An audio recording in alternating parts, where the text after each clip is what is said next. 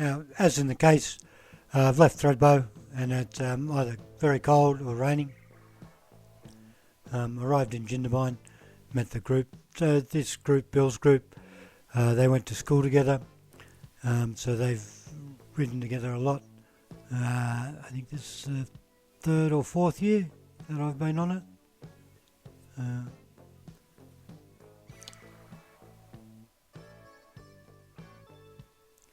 So we're just getting ready here to go.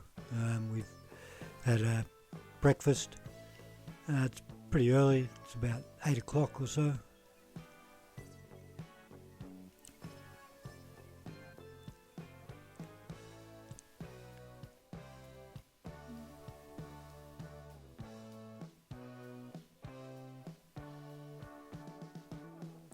This is the collection of bikes we had.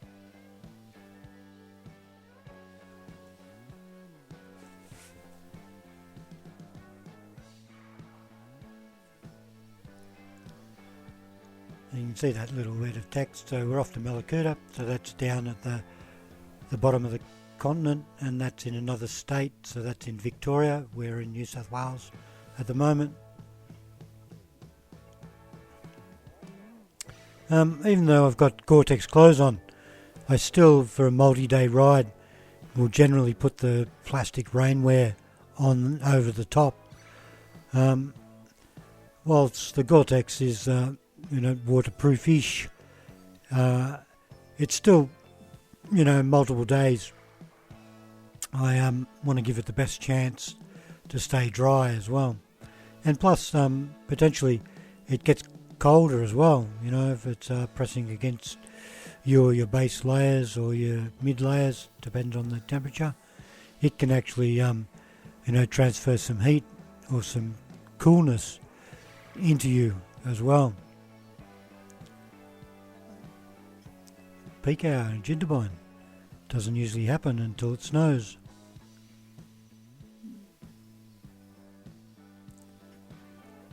I've included a little bit of all the towns when we're riding, just to show you a little bit of the Australian towns if you're not from Australia.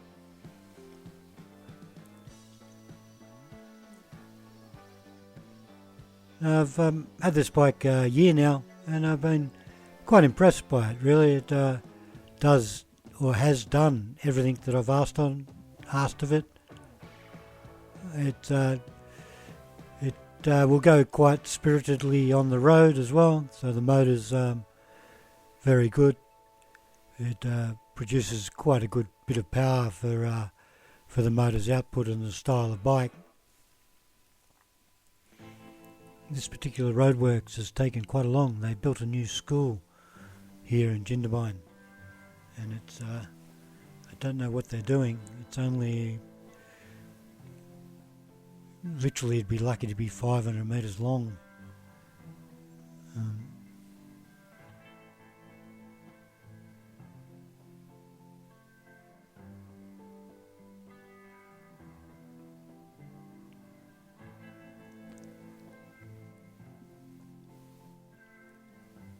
I put some new suspension on this bike.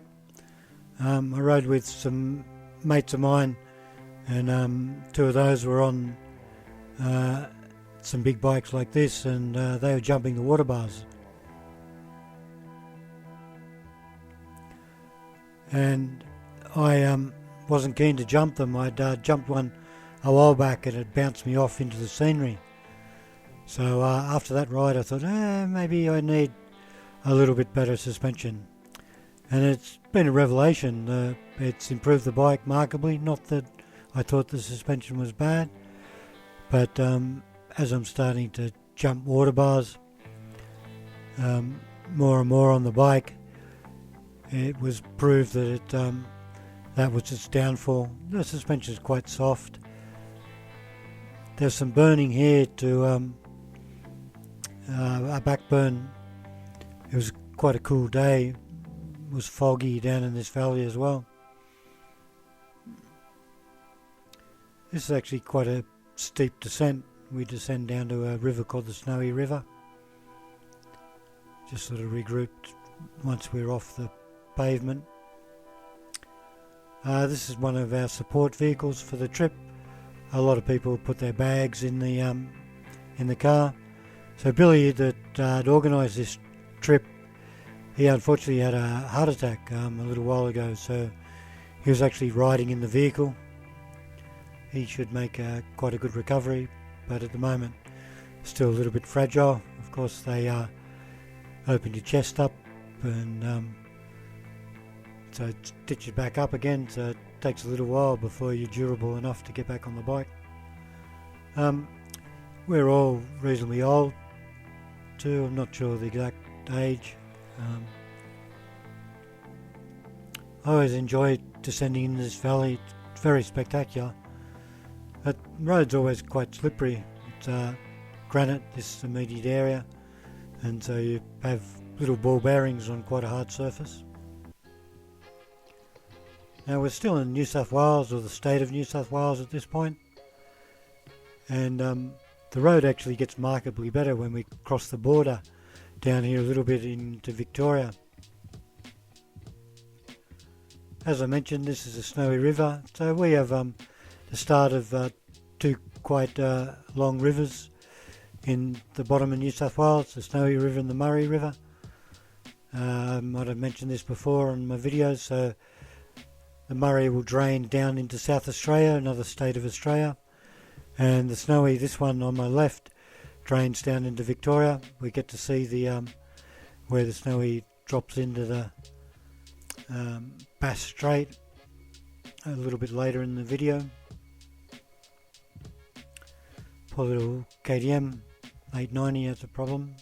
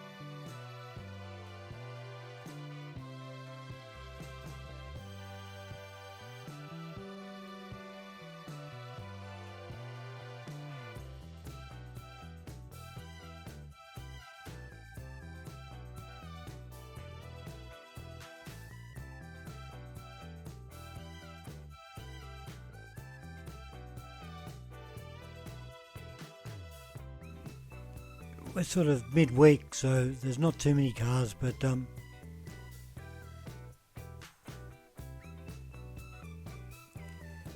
still got to be mindful in Australia. A lot of people get complacent in these very remote areas that they're the only people around. So they'll drive on the wrong side of the road, or ride on the wrong side of the road as well. So you've got to be quite diligent. I will usually try to follow the left-hand wheel track wherever I can. I'm still recovering from a head-on collision I had in Croatia. A young woman was on the wrong side of the road in a car overtaking a double-length Pantech truck. Broke my pelvis, so that's knocked me around a fair bit. Still not very strong. Even before the accident, I was still mindful that I should be on my side of the road. Now, quite spectacular view here to the east.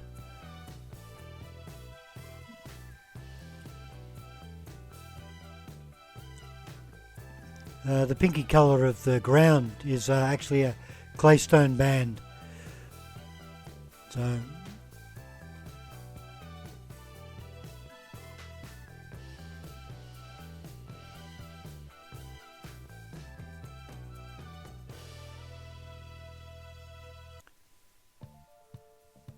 now I just stop here to try and video people coming up. With a group ride too, if most people are pretty intuitive with what you're doing, so if anybody's stopped, they slow down to see what's going on. So see Michael here slows down a little bit until I give him the thumbs up.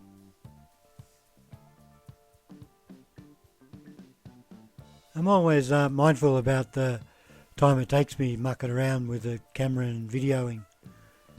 Nice little granite outcrop over there. So as I mentioned, I'm always mindful about how much mucking around video and filming. Now I've got a drone with me, but I don't pull it out as much as I should, of course, as well. So stop to regroup here. Road's still damp, but it's not raining on us anymore. You can see the cloud is 8/8 cover.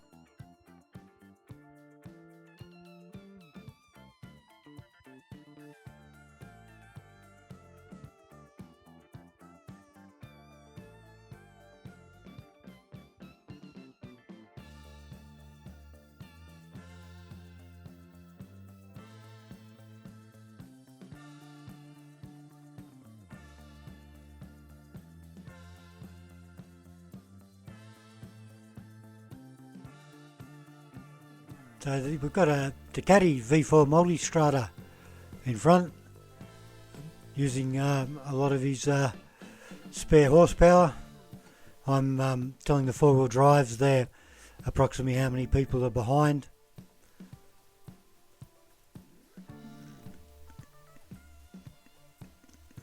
This Ducati roars off into the scenery. My brother and I, we did a ride around Thailand a couple of years ago, then went to the MotoGP, and they were on Ducati Multistradas, just the V-twins, but after the first day they put me on a Ducati Scrambler. So my brother actually has a Desert X as well.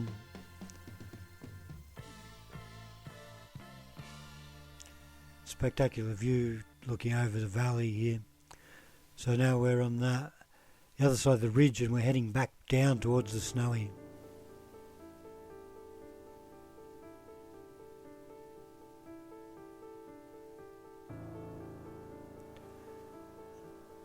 Quite an atmospheric sort of view with the low cloud in the valleys.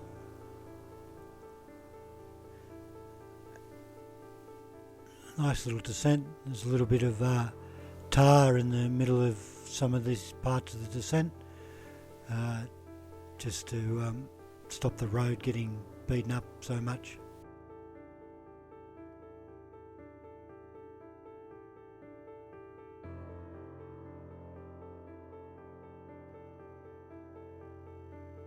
Now I feel like my audio is getting better, but if you listen, the exhaust on the poor little Beamer doesn't sound very clear. But I'm sort of experimenting with where to put the mics on my body and my so that I can pick up the motor as well as the audio, and as well as, you know, people talking to me as well. So I really enjoy this bit too, in the clouds, you know, sort of the road sort of disappears around the corners.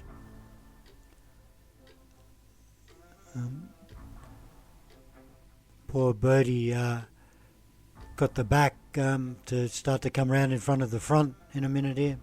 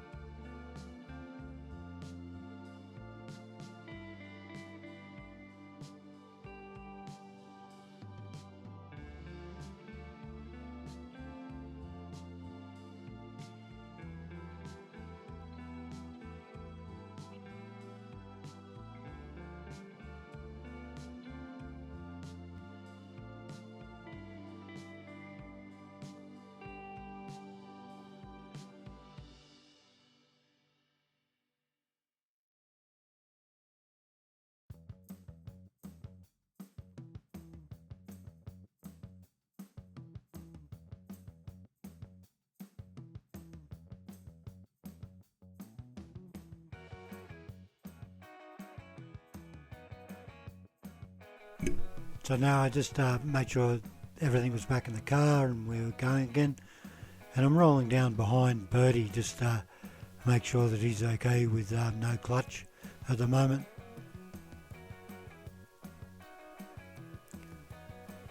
Signal the four-wheel drives. There's a couple of people still behind. Now again, you'll notice that I'm trying to stay on the left-hand wheel track. It is sort of a thing that I believe that as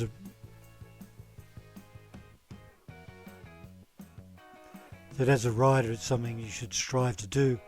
Another thing that I find that it helps me maintain the radius of the road as well. If you start apexing every corners, then most people end up going into something too hot because they're cutting the corners rather than following the apexes of the road the whole time. Birdie's looks very comfortable here, rolling out of clutch.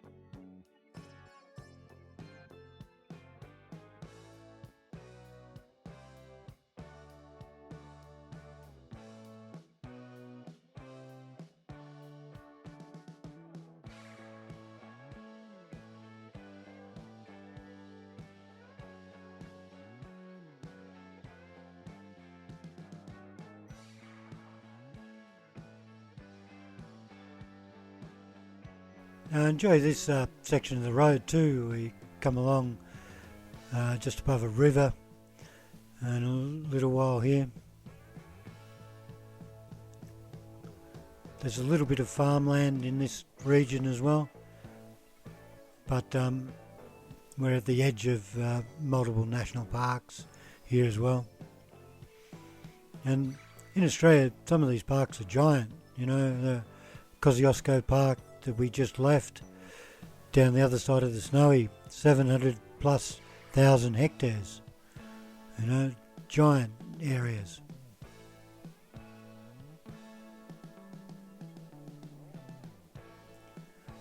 Nice little roads bashed into the bank of the hills. Not many vehicles down this way as well.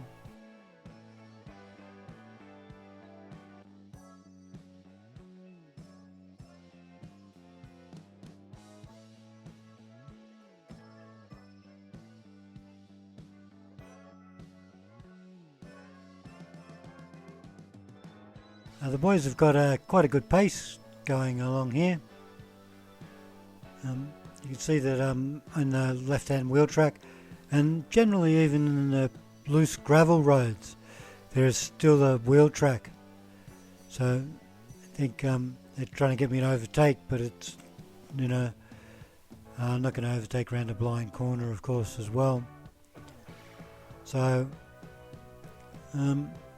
if you're riding, what I'd urge you to do is don't worry about the people behind you and just try to focus on what you're doing.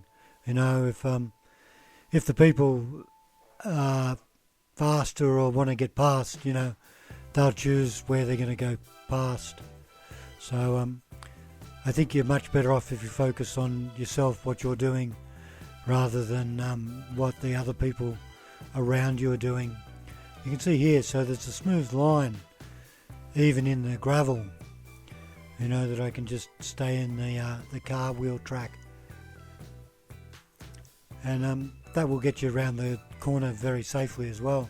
See, I've come out to that outside car wheel track there as well, and here as well. So you can see I've got a wheel track there, and that sort of scrubbed, the gravel off that corner as well.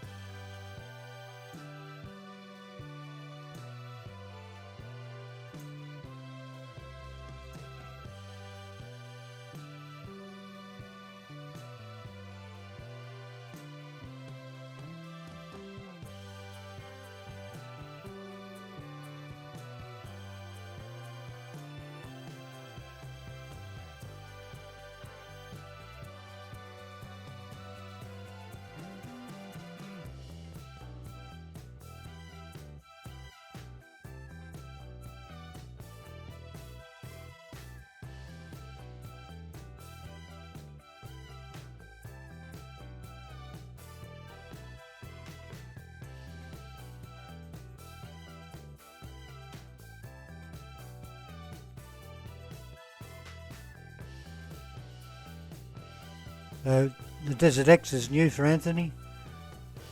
Replaced his other Ducati with this bike.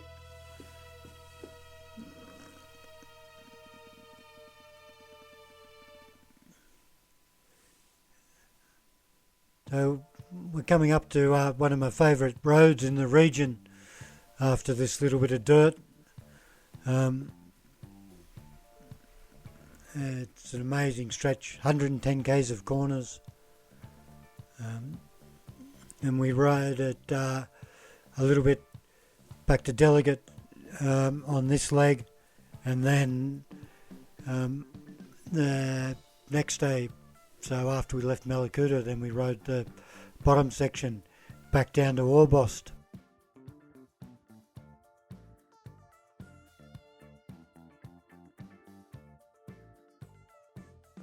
So I've come in to be cornerman. So this is the Bonang. Like I mentioned, fantastic road, 110 k's of corners. If you ever get the chance, you should ride this road. It's in the bottom of New South Wales. Goes from Delegate down to Orbost. A little bit wet today, but still fantastic. 35, 45k corners for nearly a whole lot of it. Small town. We had lunch here today. In previous years we've hired the hotel or the pub to make us lunch. We couldn't do that this year. There is fuel here during the week. I think the little fuel station up a bit further is open on Saturday only. So there's some big distances around here that you've got to be mindful of fuel.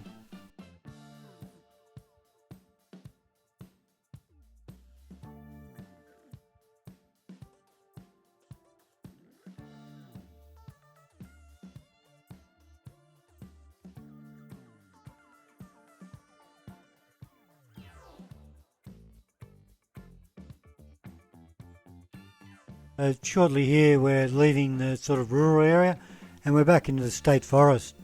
There's big pine forests around this area of bottom of New South Wales. I'm not sure how many acres or how many hectares, but lots and lots. And of course there's a myriad of roads in them as well. So we've got farmland on the left, pine forest on the right.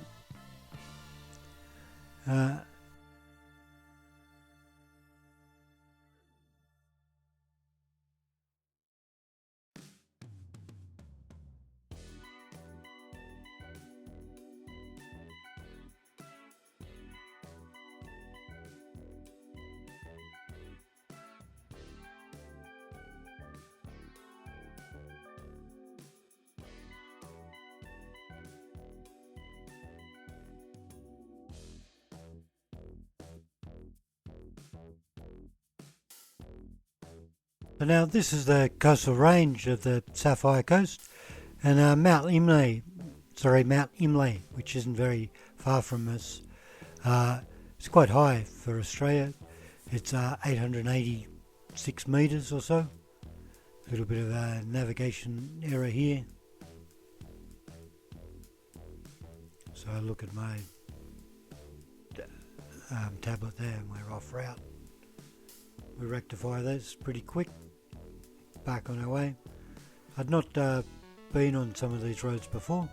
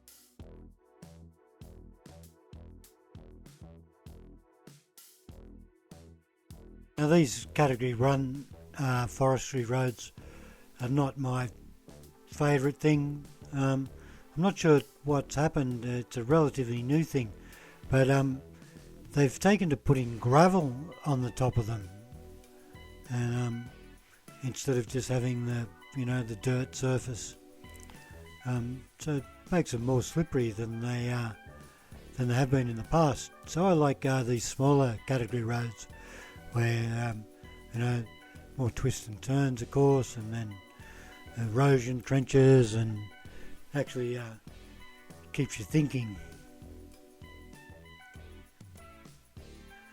A couple of little descents here, a little bit sort of eroded as well.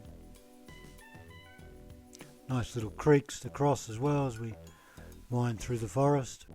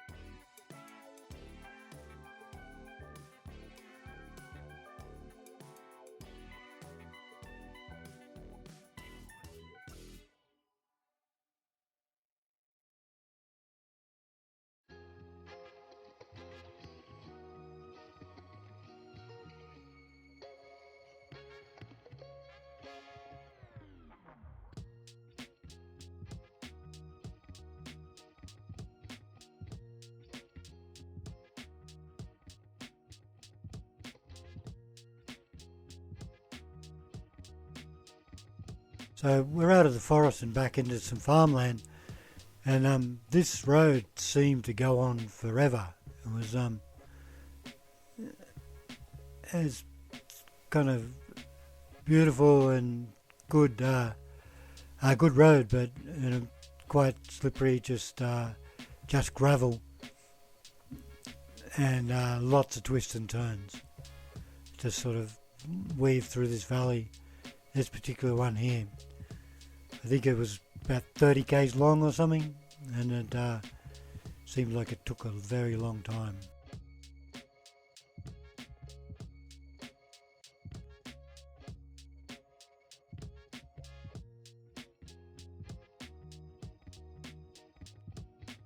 So now I've arrived at Mallacoota. I've come down to the ocean, have a look, see if there's any waves. Flat as I've ever seen it here.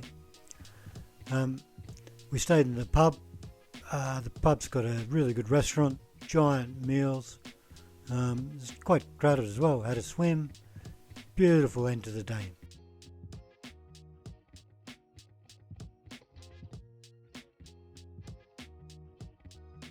So now, made a mistake here. I was talking to somebody at the start of the day, and I thought at this stage I was actually last, but I was third, and then I caught up to Quince, and he was meant to be last, and so I thought that I was second last at this stage.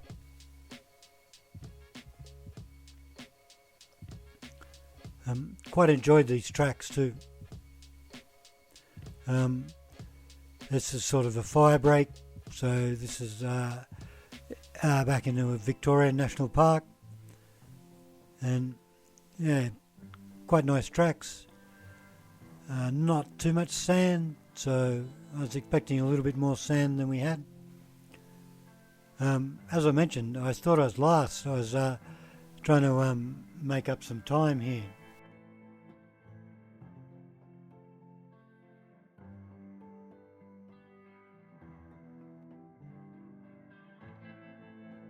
So now, although the riding's not particularly hard, the ground's quite hard, and there's some erosion ruts and everything here. So actually, very good track. Really kept you thinking and moving, trying to keep the bike in the smoothest path and miss all the little trail obstacles as well. And there's quite a visually spectacular bit up here a bit. It's grey dirt and a very narrow crown in the centre of the track. So I see it here, and I thought, geez, I'm going to go back and film that again.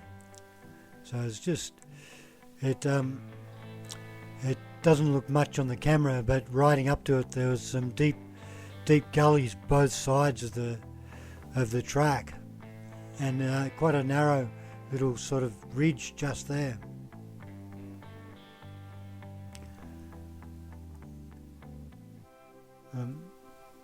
Over dinner, everybody commented, and everybody you can see here I'm trying to pick the smoothest line, so I go far right there to get out of that rut, then back on the crown of the track here, and then I cross back over to that little gully because it gave me more support for the tyres than just being on the flat of the track. And here that I've up left on the bank just to get away from that rut. Now I go the wrong way here. It looked like the arrow on my GPS was telling me to turn left. Now I'm quite enjoying these tracks at the moment as well, but I'm still thinking that everybody's in front of me. So I'm keeping quite a reasonable pace up as well. Little steep climb here coming up that I see, and try and increase my momentum.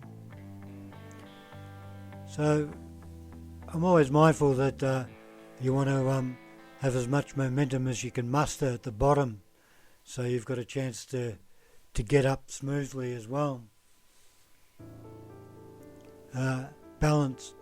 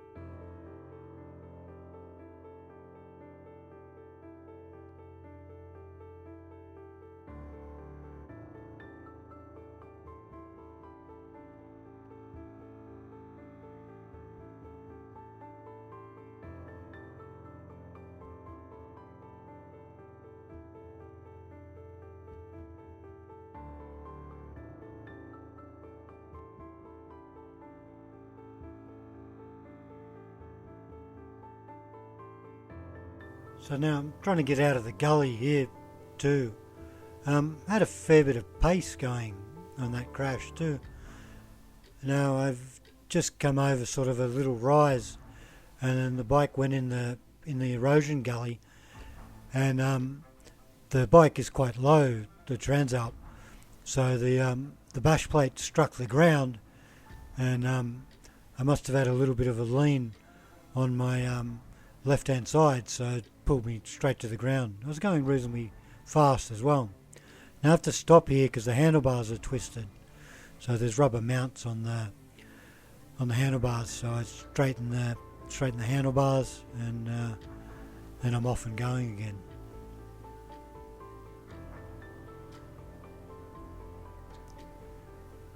And now I've got my pace going again.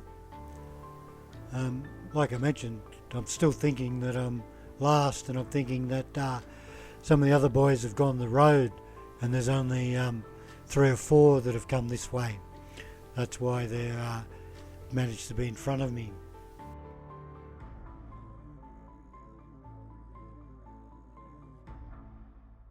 So now, after my crash, the GPX track on the DMD2 tablet is playing up and won't reposition my position, so I have to manually keep moving it now.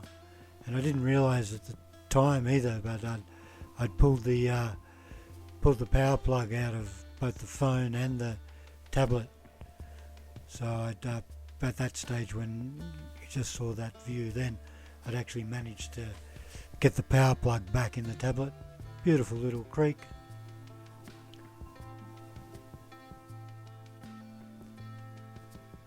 Come to the end of this little state forest. Now this is actually a navigation error that I ended up down in this farmland valley. I was meant to be to the right of this on the ridge, coming back up into the little sort of alpine, the little sort of coastal range area, which is now this vision. We're back in the state forest now, back into the pine forest. A little bit lower than where we were yesterday. Up in the cloud a little bit now, and I'm still having trouble with the GPX file and the DMD2. I've got to keep moving it.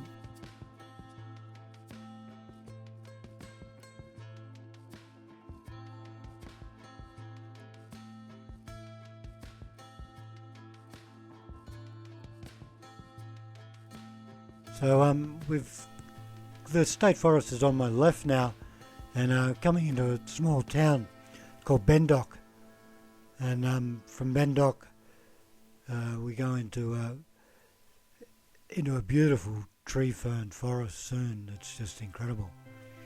And then we were on the Bonang for a little while, and then we're down to Orbost. And at this stage I'm still thinking that people in front of me, so I should have actually known at this stage that no one could have been in front of me. But riding on regardless.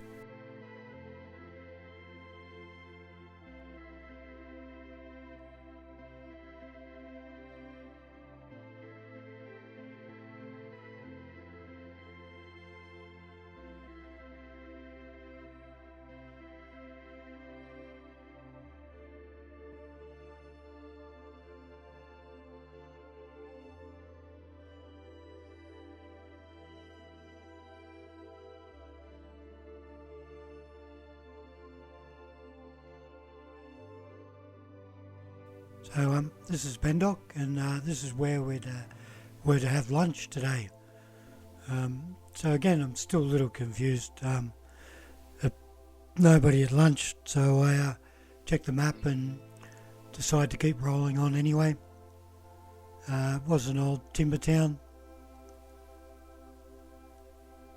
I mentioned earlier that we go through a beautiful fern covered forest here. It's just spectacular.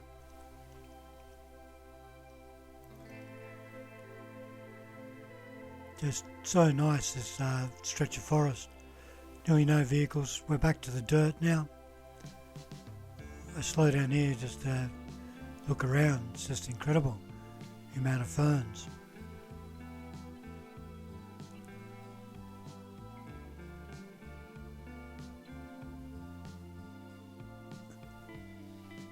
So now we're on the Bonang.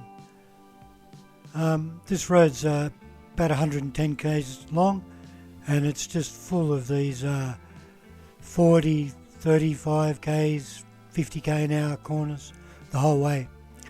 It runs along beside a river as well, but a little bit hard to see the river for most part of it. I actually quite enjoy the Transalp as well, so it's been a very good bike. So very happy on the twisties too. I've got knobby tyres of course on it, so I've had off-road tyres on it since about 3,000 k's I think, maybe a bit less, 1,500 k's. And even with knobby tyres it's still no problem on the road at all.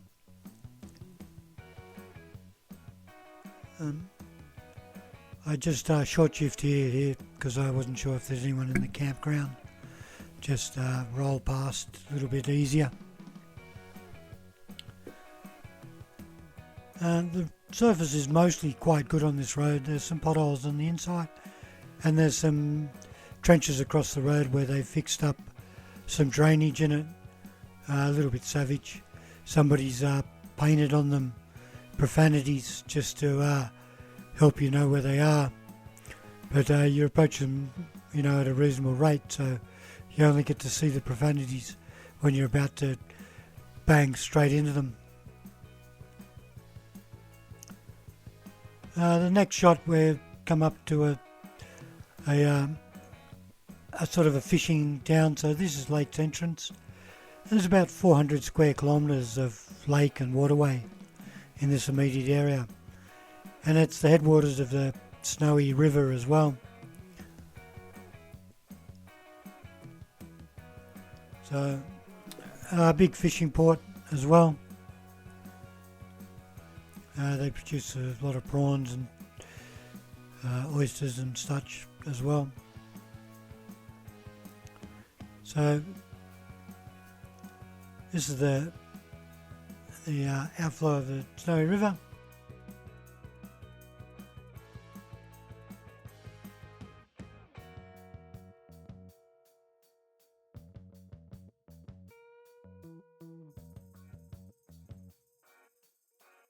So now we're approaching Paynesville, and like I mentioned, so giant waterways here, big expanse. There's a fair bit of money in this area as well. You'll see as I've come into the town, quite a big marina here, the old pub there. They've spent a bit of money sort of beautifying the foreshore and bringing it up to standard. This was our motel for the night.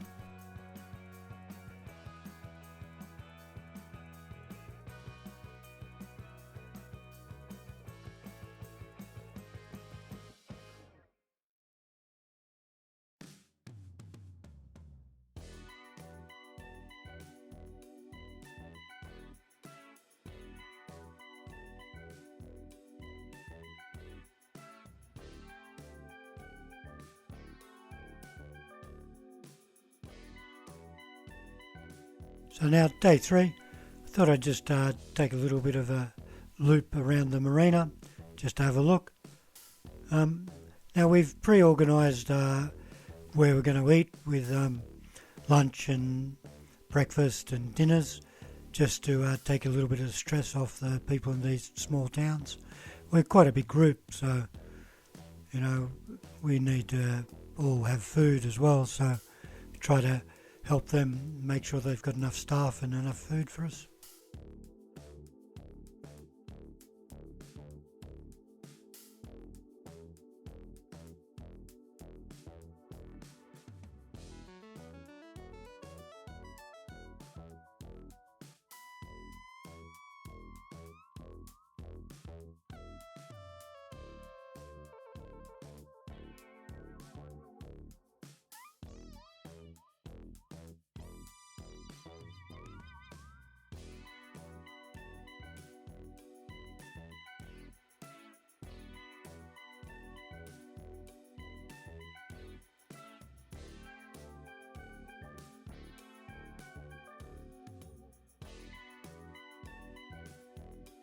So we're on the road to Dargo, which is quite a big four-wheel driving area in Victoria. We stopped at Bairnsdale. We had a couple of punches and we needed to have them repaired. So we did that in the morning. We're sort of heading inland now, sort of nearly due north as well. So we pick up some fuel here, some coffee. Quite a spectacular valley and big hills around here.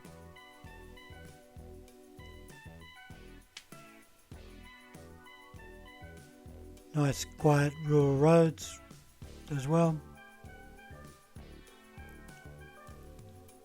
In general, the roads in Victoria are quite well maintained. Here we are, Dargo Hotel.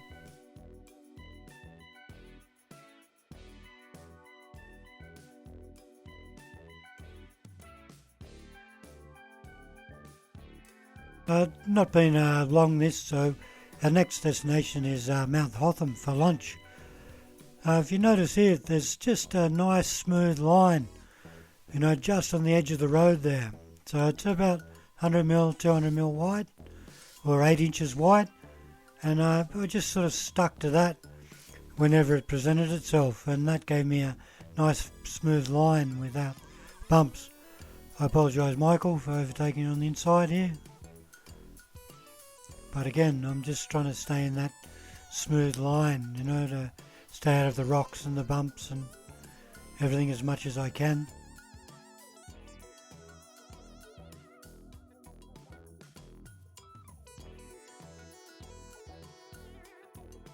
Not trying to, upset anybody when I'm behind them, and I'll follow for a little while to get footage as well, and just to get footage as well. It's a bit beaten up, this road as well, but it's nice, quite big road. Again, here you can see nice smooth section on the outside of the road. If anybody's following you, try not to worry about them, So everybody's worried about me coming up on them. You should try to concentrate on what you're doing, not what anybody else is doing on the road or the trail, within reason, of course. If it's a giant big truck, sort of sitting on your wheel, then you probably should get out of the way of that. Now, I was a bit worried about the cattle, and I thank the cattle for being out of the way. You can see this big gate here. So this is all closed in winter. We'd have snow at this elevation as well, so they just they don't really want the roads beaten up or people trashing the place really. The views started to get more extended here and bigger vistas as well.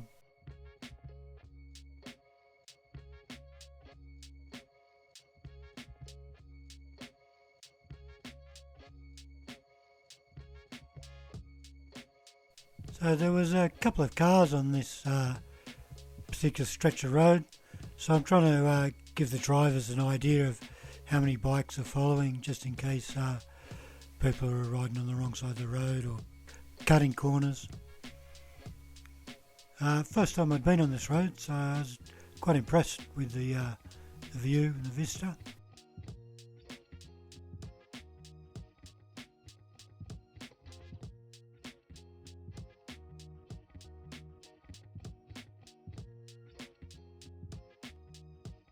Now, I've carried the drone around on nearly every ride I've done, and I've used it very infrequently. And every time I use it, I'm, impressed by the just what you can do with them, what you can see. But I'm mindful of how long it takes for me to, muck around with them and get them out and use them and pack them back up and ride on. I probably shouldn't. I probably should use them more, because they're expensive, but quite a good resource as well.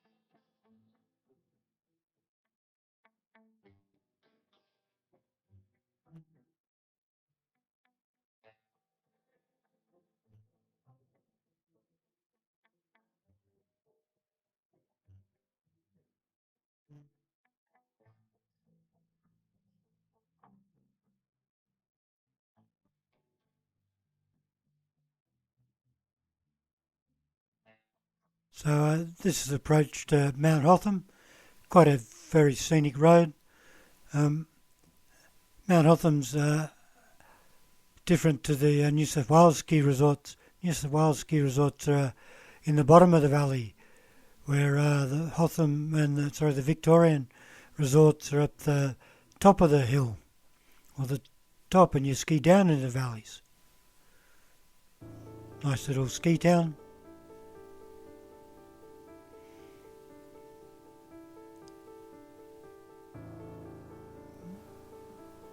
We've done quite well at skiing and snowboarding, really, for our population as Australians.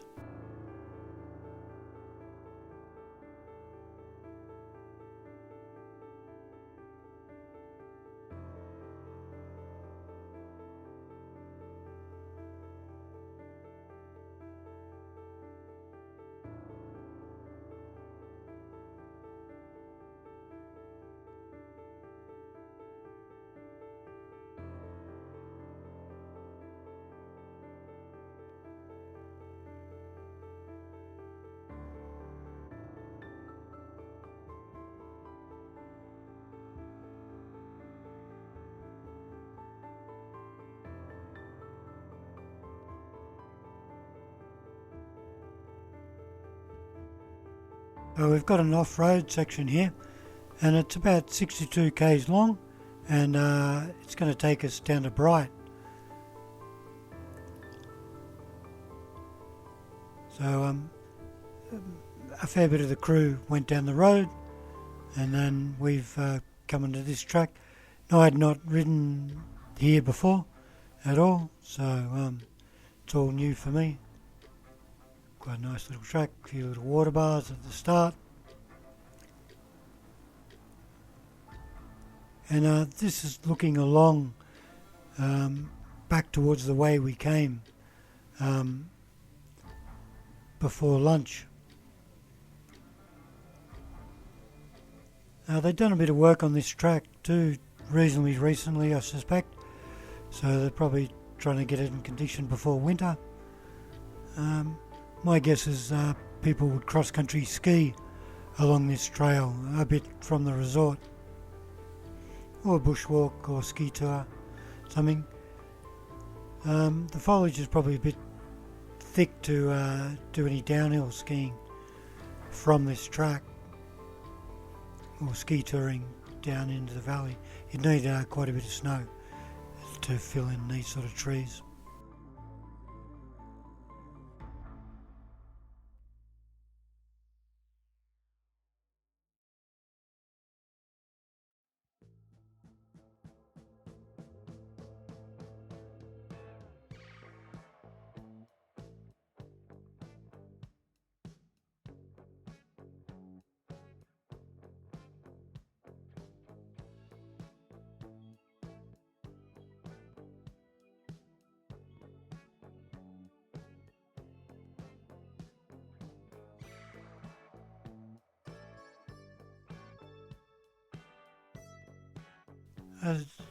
I really enjoy these style of tracks, big views on a ridge, you get to look around. It's technical enough, you've got to keep thinking what you're doing, rocks, turns, narrow. Everything a adventure ride should be, I feel.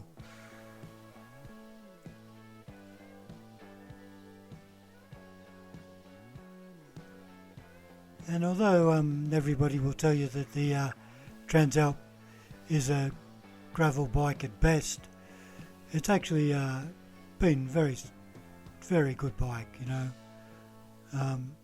does most things happily. Even if I was on a 450, I'm not sure how many of those water bars you'd be jumping blind. The biggest problem with jumping stuff like that blind is you can't see your landing. So if you land on a big rock, that can ruin your day too. It's not like a big groomed motocross track as well. So I'm mindful too that, these places are quite remote, and if anybody had to come and scoop you up, it would be a major exercise for anybody. Even to get a vehicle here, it's going to take a lot of time. And that's if you're just sitting around waiting to come there, let alone, having to drive to the start of the track and then continue in.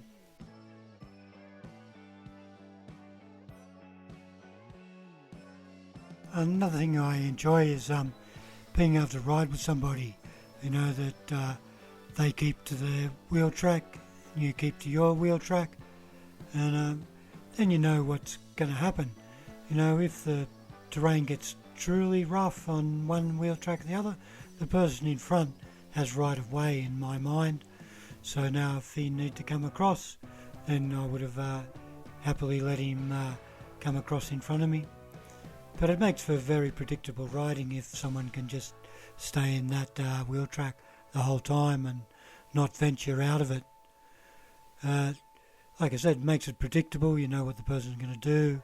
You can see that they're in control and, riding at a speed that, the track dictates.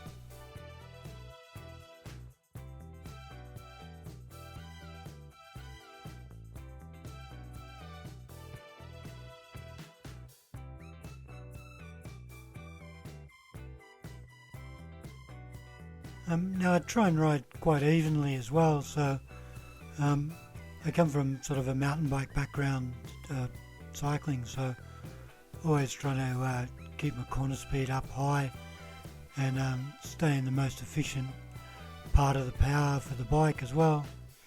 So, you know, I'm not using very much of the horsepower. I'm trying to stay in the torque of the motor and just keep rolling along. You know, fourth gear here, you know.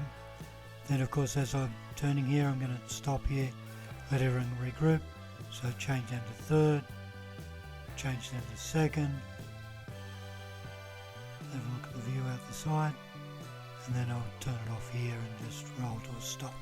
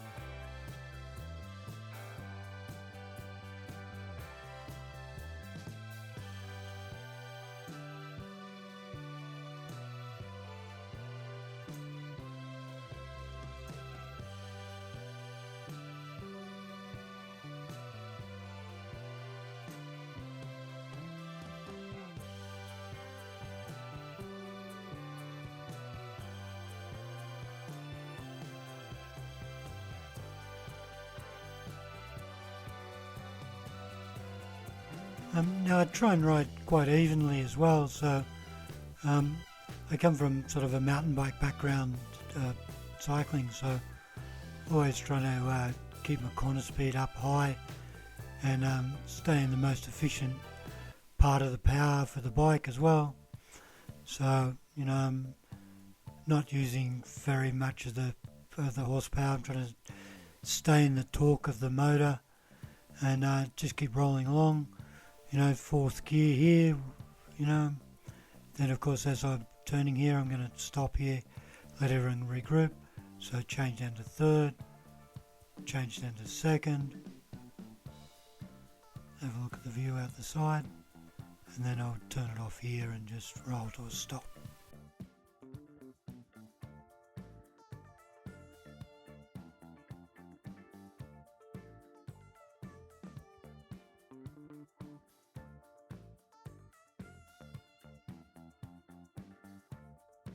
Now, as I mentioned, I haven't ridden any of these tracks before, and I'm looking around, and in Victoria you can see the tracks go straight up the ridge in front of you.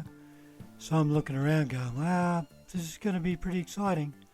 There's some big hills coming up, so I was sort of, wouldn't say worried, but I was thinking about how long this 60k's could take. You know, we've only done nearly 10 now, so we've still got a lot to go. Now I'm riding beside Anthony here, and I expected him to follow his wheel track, but he started to come around, so I had to run a bit wide there. Steep country, as you see in the in that shot to the left. Now I've just stopped here to regroup, make sure everybody's coped with that descent. Now I'm still quietly concerned about the distance we've got, and I want to make sure everyone's coping alright at this stage.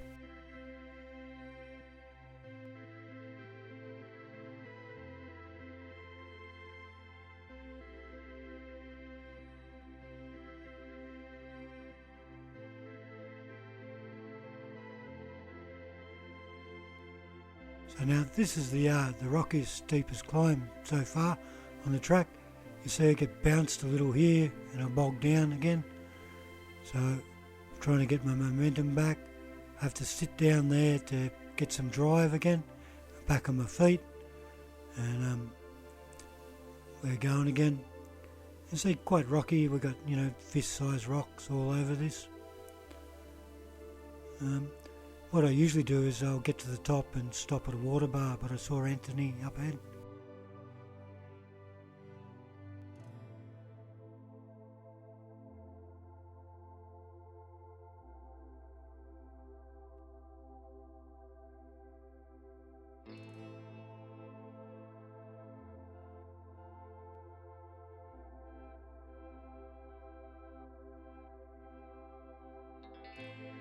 So we did lose a couple of people on that climb.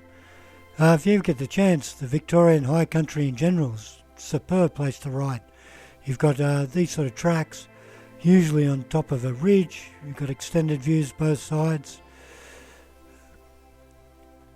There's a little storm building up. I was just sort of mindful of that, make sure we didn't get wet. So I come around the corner here, and Anthony sort of got a little bit hung up, and so did I. Hard to get some drive out of that. Got going, I was just stretching out there to check my map again. Now I'm mindful when I ride in these places as well that we're a long way away from anybody, so you sort of ride at 5 to 7 tenths most of the time. You're trying not to go outside of your comfort level too far, so that way if you come across something you've got a little bit spare. There's a little bypass track back there that went over the ridge. It's always surprising how the aspect as well as the soil changes the landform, changes your grip level, changes the scenic level as well. So a little sort of, not really a rainforest pocket, but certainly the soils are better here and the foliage is better. We open out, big views now. Again, so we've back into forestry land, Cat 1 Road. So sort of gravel on the top. Again, somebody's driven on this when it's been wet. Some nice ruts in the corners as well. Just up here we come across some German guys that were trying to look at how to get out of here. They were an Africa twins, and I think that the terrain was a little bit more than they were expecting. Now this track just continues to keep giving. We've got little rocky climbs here, and then a little bit later I was just sort of riding beside or behind Birdie here, just to sort of film him a little bit, see how he's going as well. Then I see this sort of sticking out in front of us. So I've got to about here and I've gone, well, I need to start going, otherwise I'm not going to get up here. So I'm trying to get as much momentum as I can, sort of near the bottom, so I can carry it through the snotty bits.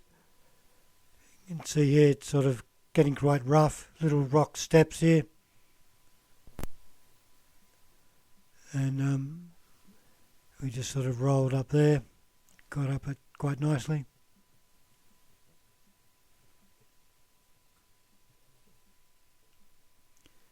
And again, like I say, this track's just on the ridge, just rolling along. Nice climbs, nice descents. Four-wheel drives have been quite polite to us. He didn't need to do that, but it's very nice for him to pull over. You can see the climbs in the distance just stretching out.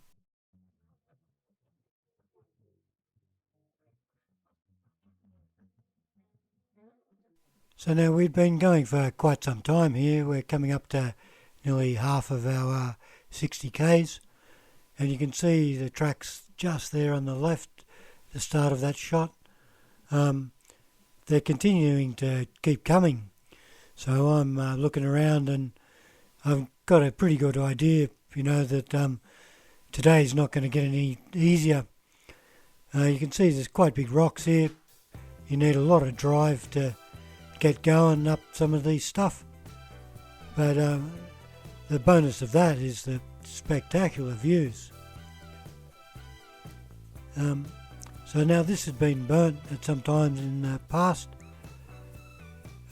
See, as I come over this rise that it is a little bit rocky as well, and it just keeps continuing. Big climb up there in front.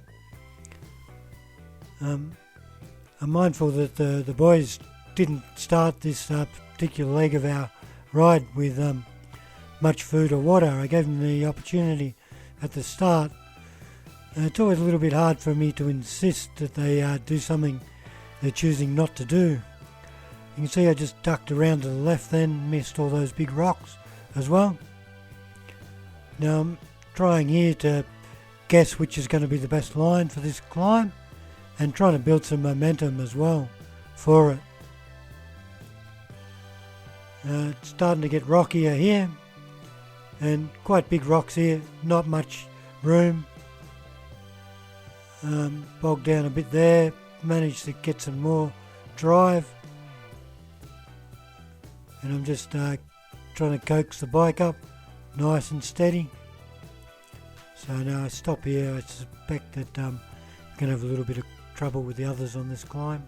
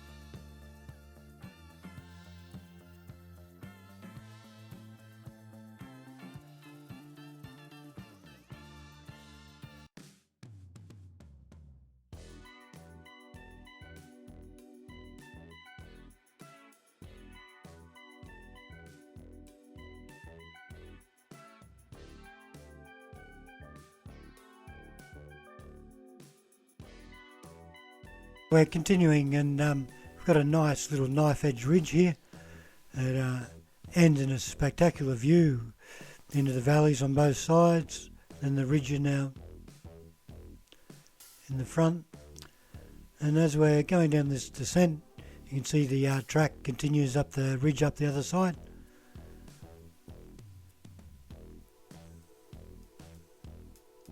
Now, I'd seen this section from quite a ways back, and there's a bit of discussion that thought we're at the end of our ridge and we're dropping off to the right, back up then. But I was under the guess that this track would continue to keep giving us climbs and descents the whole way until it let us off. I just stop here, make sure everyone's travelling here gets up that little climb.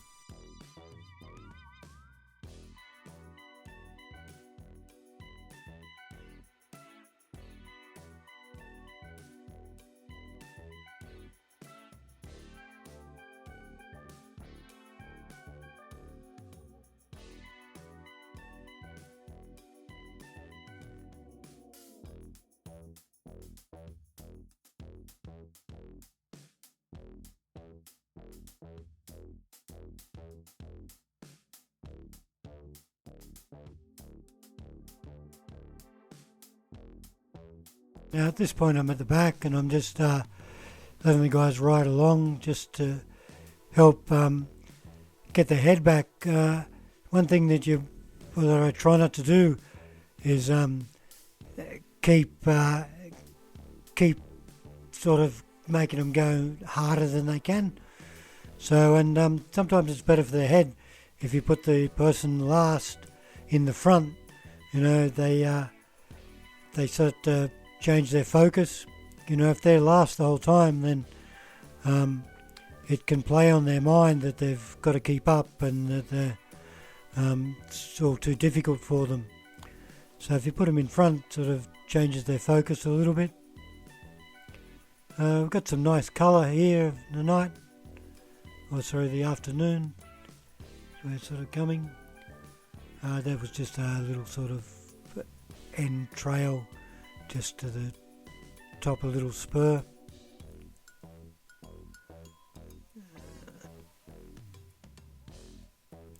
But it's getting late in the day, so we're trying to minimise any mistakes we've got as well.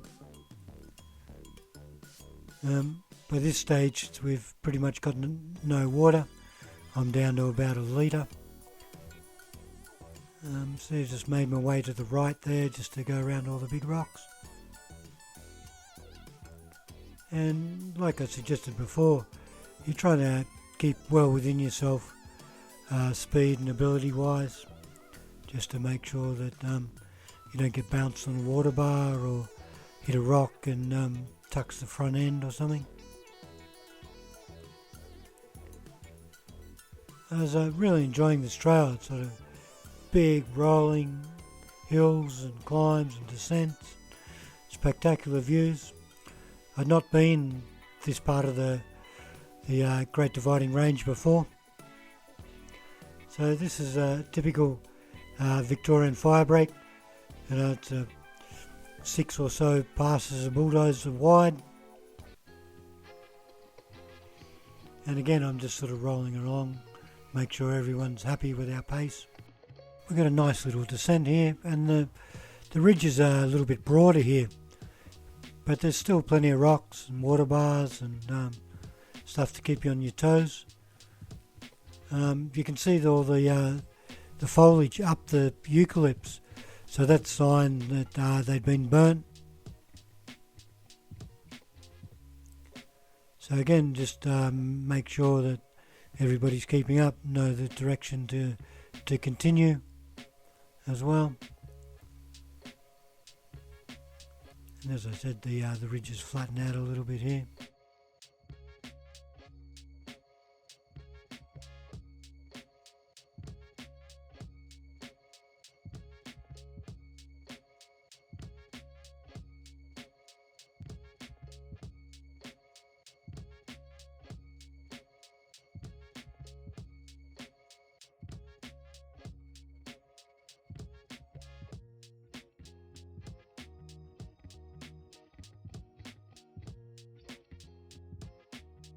So now I just roll off here just to keep out the dust a little bit. So traditionally this would have been Australian drill sport territory. So you would have had your 450 or 500 for these type of tracks, and you would have maybe carried some fuel or had a bigger tank depending on the distance you're going. I've been pleasantly surprised with the Transalp that's been able to ride these tracks with I was going to say with ease, but it's the same as a little bike. You've still got to be careful. There's still plenty to knock you off your line or to upset you, the water bars.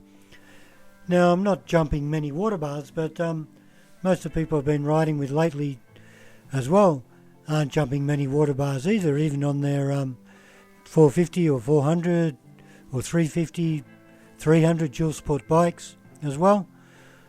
So one thing that you're mindful of is sometimes you can't see where you're going to land if you jump the water bars.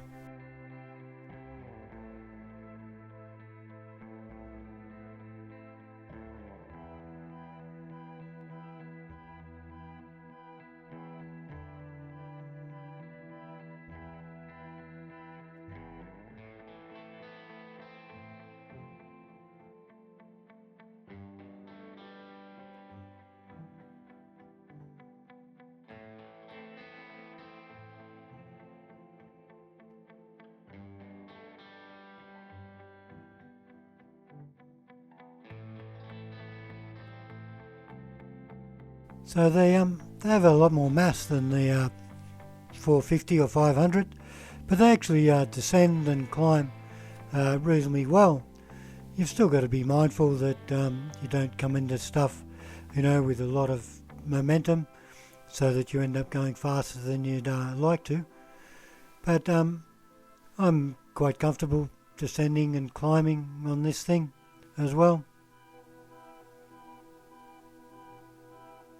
Little trig station. Back to our knife edge ridge again.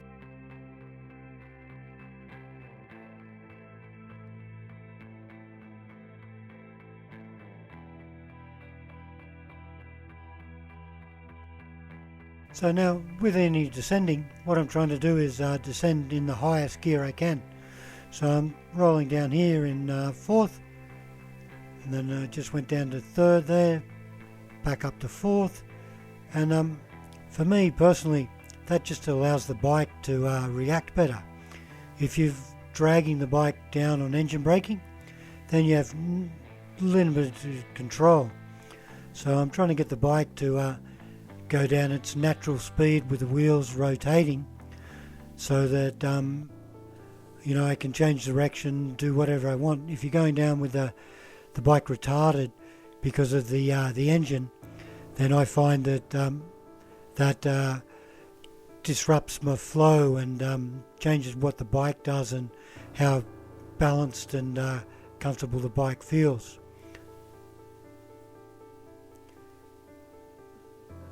Now, by all means, use whatever gear that you need to have control, but give it a go if you can. Use the highest gear you can so that you've got the smoothest bike you can have. So just at the top of that last descent was the first bit of farmland or cleared land that we'd seen over that whole ridge.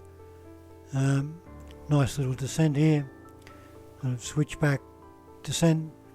The foliage is getting sort of better as we go. Tree ferns on this side. You can see the reddy brown dirt, so if it was wet, that stuff would have been extra slippery. You can see by the sun late in the afternoon.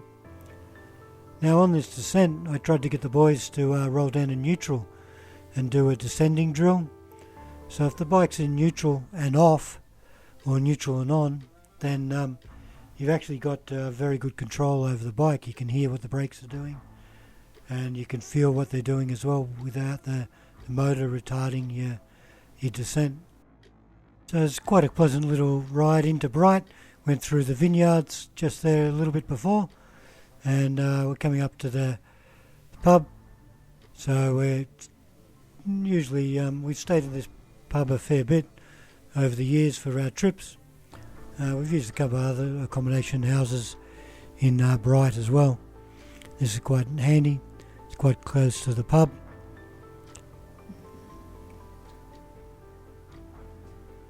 Our day's done.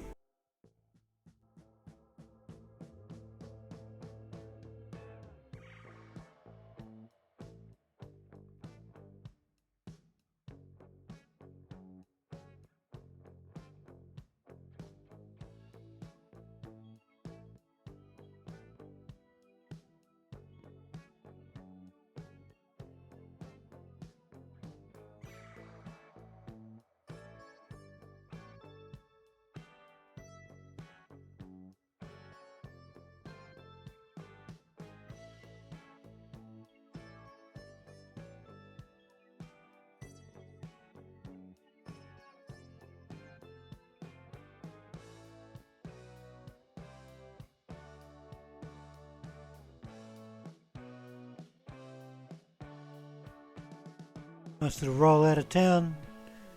The Oak Tree's quite a pretty town. A lot of cyclists, people running. It's the gateway to the ski fields.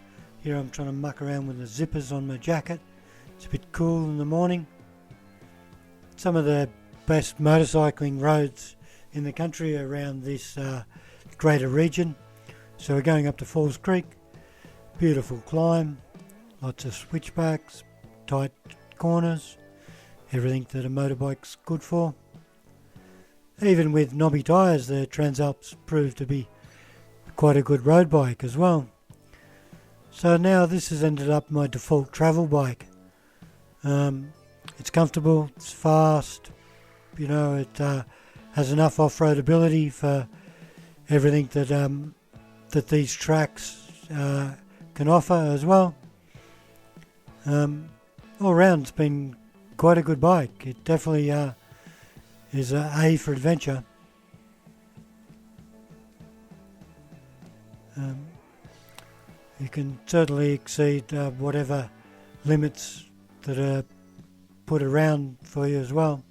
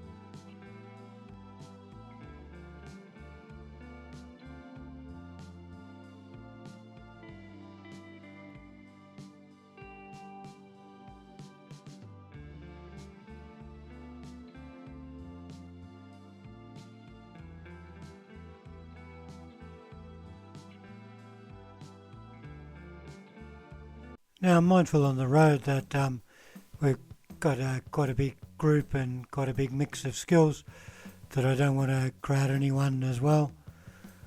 And I'll use my brakes a lot. So because I've sort of got a dirt bike background, I'll use my rear brake before the front brake. I find that settles the bike, sort of doesn't make the front forks dive as much, and allows the bike, like I say, to settle it. Sort of pulls the bike down rather than just sort of diving on the front brakes and then having the bike pitch hard down on the front. And again, same as the off-road, I'm trying to descend in the highest gear I can so that the bike behaves normally. Downshifted then in the middle of the corner rather than before the corner. A lot of other people use the gears to control their speed on a motorbike. I feel you still need to use your brakes. I find it unsettles the bike less, and then allows other people behind you to know what you're doing as well. If you're just jamming down gears, then the bike's being slowed down, then it's a little bit hard if you're behind as well. Just sort of personal preference. As I mentioned as well, try not to crowd everybody as well. It's a nice little descent this too. We've got 35 and 40k corners. It opens up in quite a nice little valley. You can hear there I'm on trailing throttle as well.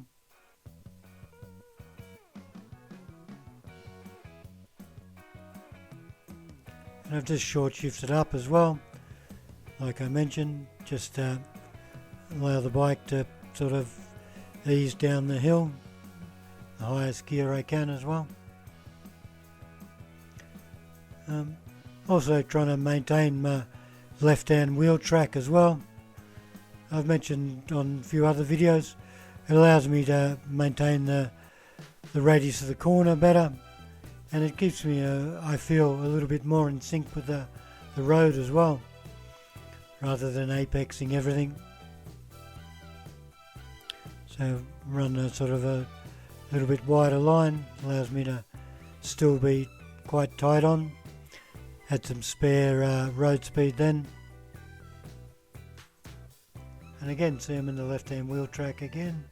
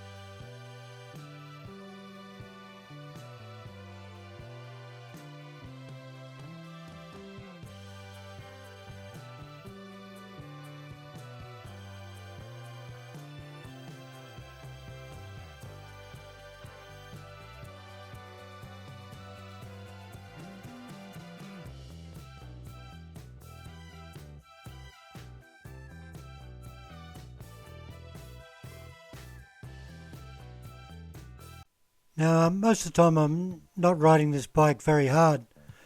It's always got quite a lot of spare power. You'll hear here that I just hold the gear. As soon as it's clear,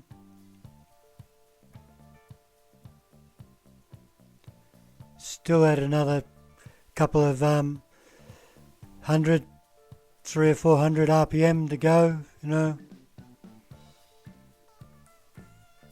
Like I've mentioned, it's been quite a good bike. It, 90 horsepower, enough for the road most of the time. It's not going to keep up, a giant sports bike with a very good rider on it. But with these sort of roads, if it's 30, 40 k's an hour, they're going to wear themselves out, stretching you on every straight.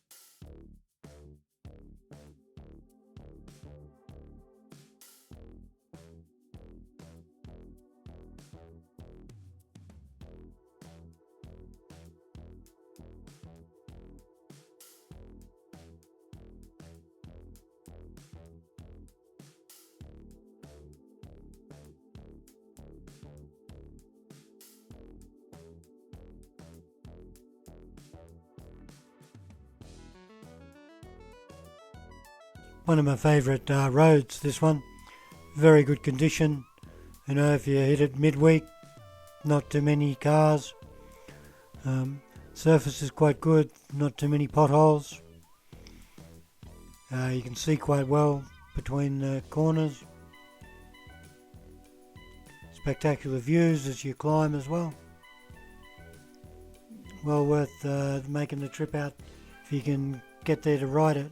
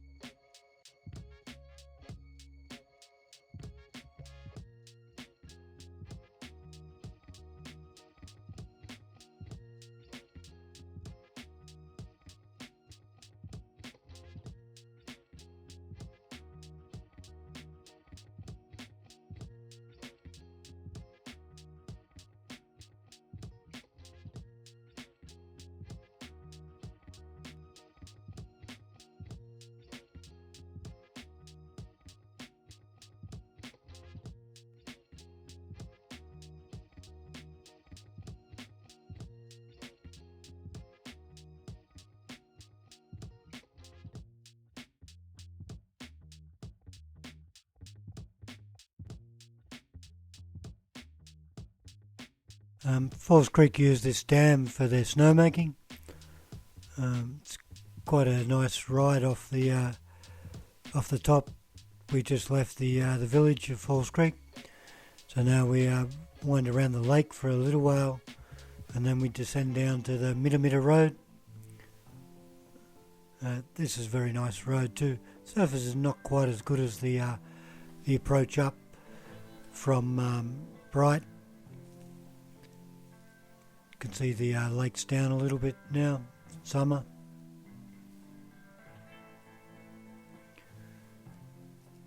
It takes me a fair time to get these videos out, so we did this ride quite a few months ago. I've usually got a stack of video that I'm sort of working on to try to get them out. It's a lot of work, and I'm relatively new to it, so trying to do a better job, try and get the sound right, the colour. It's been a good process to learn.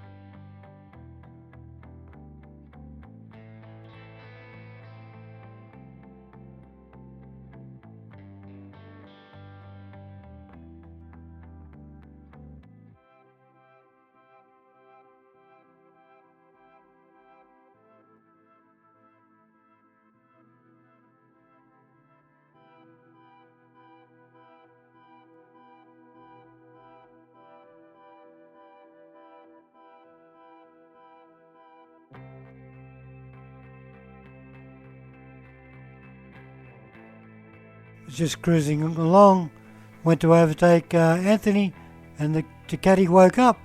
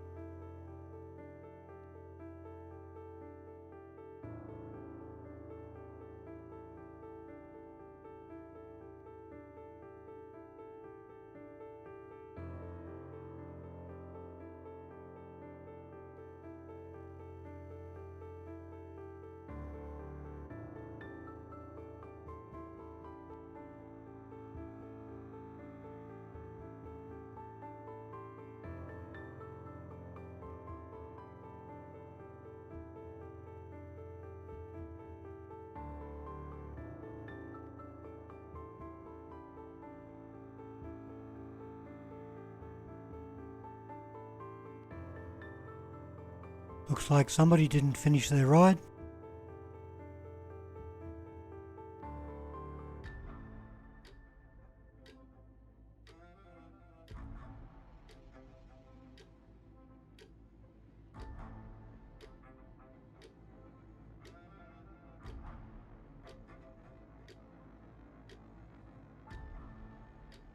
Now I'm usually trying to be smooth rather than fast, so I'm not bouncing it off the rev limiter or scraping my knee.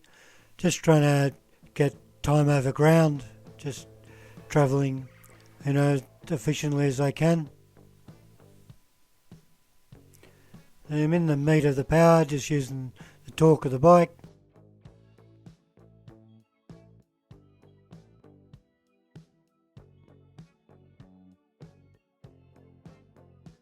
So there'd been a fair bit of wind through here, and there's a fair bit of leaf litter on the ground. So I've rolled off a little bit, not sure if there's going to be a log across the road or, a branch or something. So back to, 50% of my speed to 70% of my speed. Just mindful of, that if something is in the way that I can move around it. Get a little wallaby up here soon as well, so...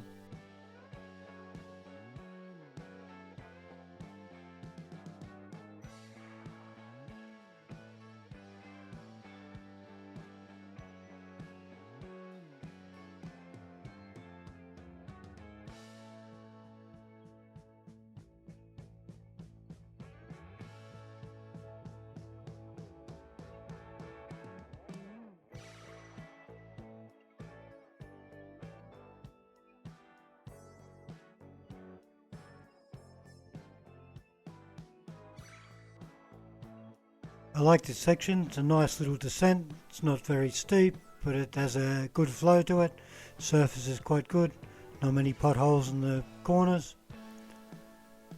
And again, I'm just sort of trying to keep nice even flow.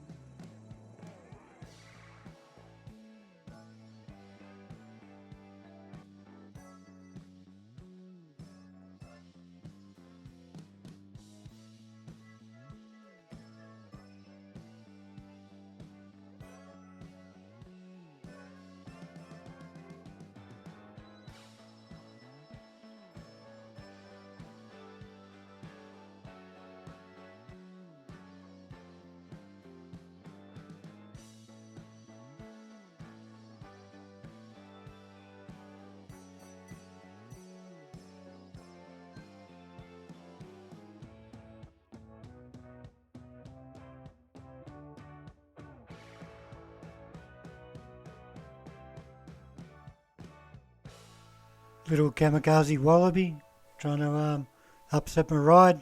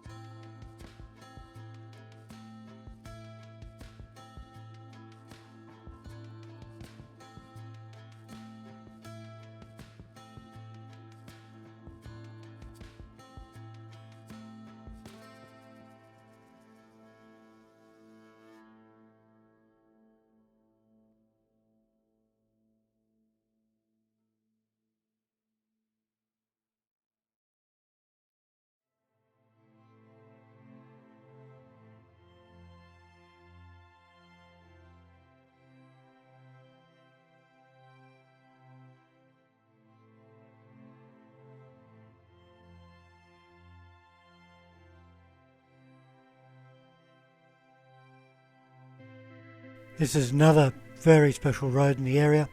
This is the Mitamita Road heading towards Omeo. Beautiful road, sort of follows the Mitamita River as well. Surface is not quite as good as the Falls Creek Road, but just give a little bit of radius for the inside edge and you'll be fine. Little pub along here called the Blue Duck Inn. We used to ride from Thredbo, go there, have a shandy, counter lunch, ride home. That was on the 450s, quite some years ago. Like I mentioned, if you get a chance, these roads are well worth riding.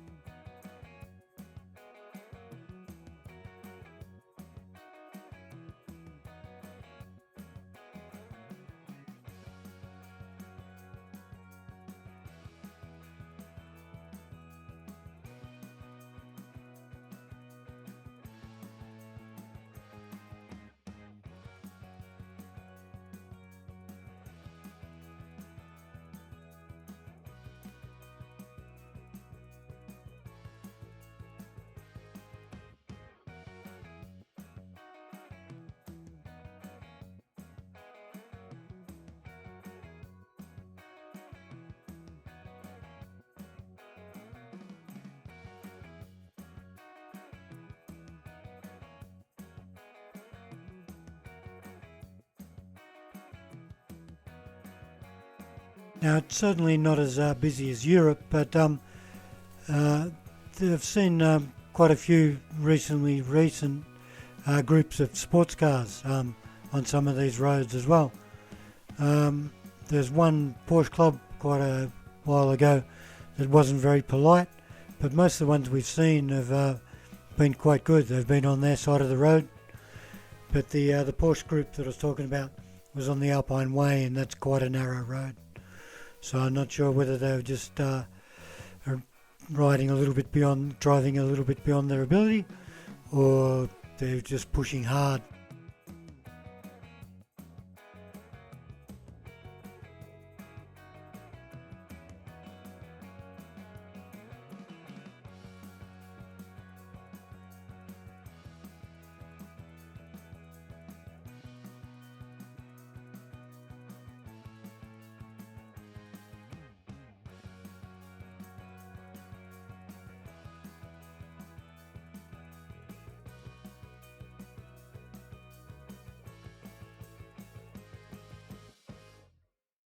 This is nearly the most traffic I've ever seen on this road as well.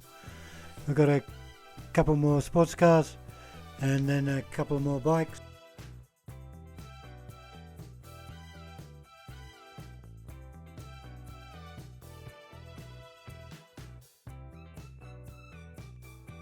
So these are rural roads, and we're heading towards the Banamba Valley. And now, I wasn't aware at the time, but we've got to be aware that even though these are remote areas, that there's still other people around. So again, I'm following my left-hand wheel track, and there's a car coming up the hill. If we were a little bit both further along, you know, it wouldn't have been very pleasant. So I try to warn the guy that there's lots of bikes coming, because it's quite a narrow road.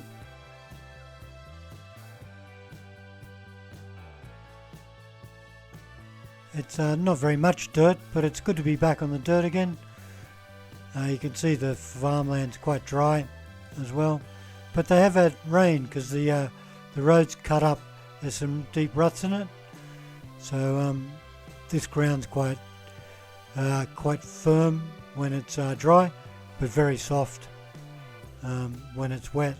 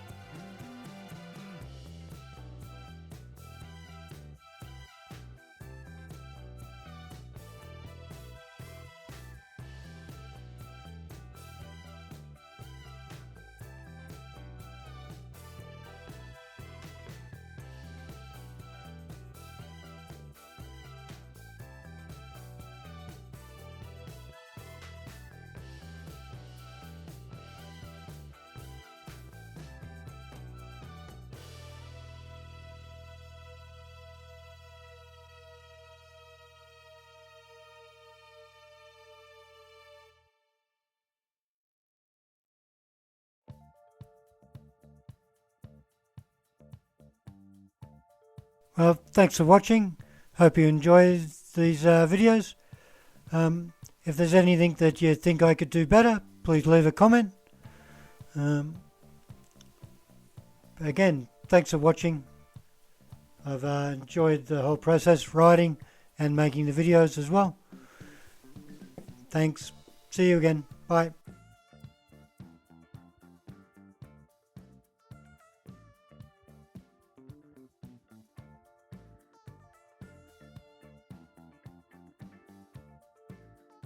So I had to cut out here, so I still went the same way until Corryong as the rest of the group, but I had a roadbook rally that I had to get to, so I had to get home, get pack my bike. So this little town we're coming into is Benambra, and then I just rode in front and